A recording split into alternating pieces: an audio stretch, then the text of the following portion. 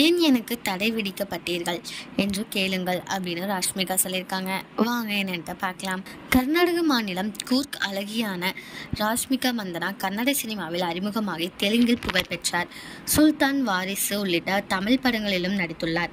கன்னட சினிமாவில் அறிமுகமானாலும் என்னை உருவாக்கியது தெலுங்கு திரையுலகம்தான் என பேட்டியளித்தார். இது பெரும் சர்ச்சையை ஏற்பட்டது. அதனால் கன்னட படங்களில் அவரை நடிக்க வைக்க கூடாது என கன்னட அமைப்புகள் எதிர்ப்பு தெரிவிச்சிருக்காங்க. அதோ கூர்க் பழங்குடி இனத்திலிருந்து நடிக்க வந்த முதல் நடிகை நான் தான் என்றும் ஒரு பேட்டியில் கூற அதுவும் சர்ச்சையாகி உங்களுக்கு முன்பே நிறைய பேர் சாதித்திருக்காங்க என்று ஆதாரத்தோடு தகவல் வெளியிட்டிருக்காங்க. இந்த பிரச்சனைகளை தொடர்ந்து அவர் கன்னட படத்தில் நடிப்பதில்லை, நடிக்க யாரும் அழைப்பதும் இல்லை.